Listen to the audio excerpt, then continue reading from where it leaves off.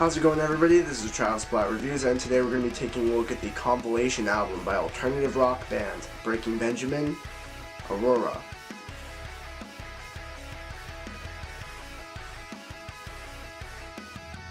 Breaking Benjamin is an alternative rock, hard rock, and radio rock band from Wilkes-Barre, Pennsylvania, formed in 1999. The band has released 6 studio albums, 3 of which, We Are Not Alone, Phobia, and Dear Agony, are certified platinum, and 2 of them, Saturate and Dark Before Dawn, are certified gold. The band has released 2 compilation albums, Shallow Bay in 2011, which was without permission from frontman Benjamin Burnley, and that led to a multiple-year hiatus. The band is known to be one of the most successful rock bands of the 2000s, selling millions of albums, going on massive stadium tours, and as of recording having 4.4 million monthly listeners on Spotify alone. The band has kept a very consistent sound since Phobia, their 2006 album, with the exception of Aurora, the compilation album we are reviewing today, which has a mix of fan-favorite songs in a stripped-down acoustic style, and the addition of many features from artists throughout.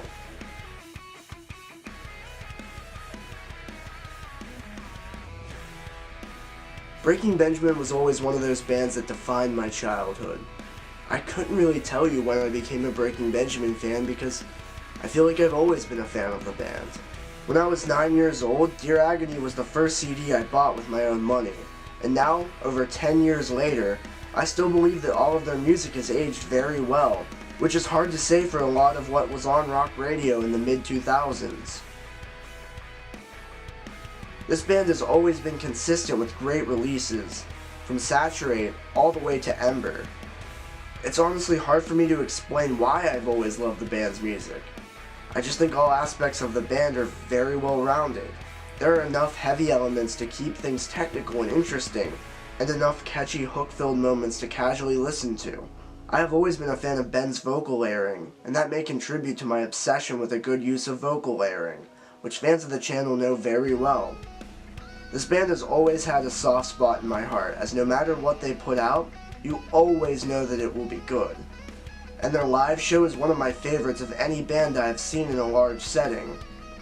I've seen the band 3 times. The first was in May 2017 at Stage AE Outdoors in Pittsburgh, a 5,500 cap venue.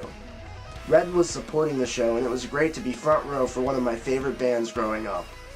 I remember Red getting announced after I got my tickets, and it was such a pleasant surprise, as I love both bands. If you'd like to see me review a Red album, especially their new album Declaration, go ahead and comment below. The second time I got to see them was in August 2018 on their co-headline tour with Five Finger Death Punch. Nothing More and Bad Wolves opened the show. The date I went to was at KeyBank Pavilion in Burgettstown, which is a 23,000 capacity pavilion, which is a huge change in size in a little over a year. The show also featured a much bigger stage production, and this is where I think the band excels live. The flames and pyrotechnics were an excellent addition to the show, and it was a blast. The third time I saw the band was a year later, in July 2019 at the same venue on the Ember tour, with support from Chevelle, 3 Days Grace, Dorothy, and Diamante. Breaking Benjamin and 3 Days Grace go hand in hand together to so many people, including myself, so it was great to see them live together. On Aurora, we also hear a collaboration between Breaking Benjamin and former 3 Days Grace vocalist Adam Gontier, who currently sings for Saint Asonia.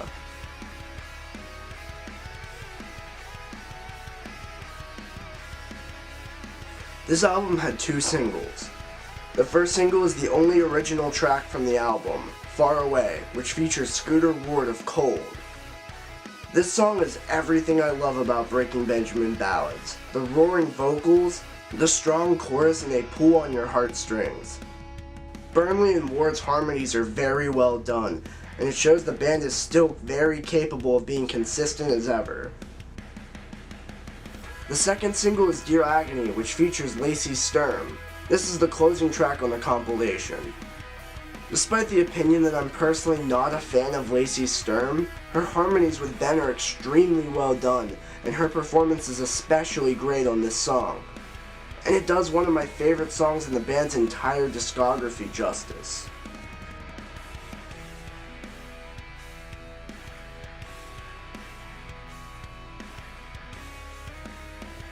This album is exactly what it should be. It takes the fan favorite songs from the band's discography and brings a new life to them. The additional instrumentation was the first thing that caught my attention. The additional strings and the violin are very prominent throughout the album.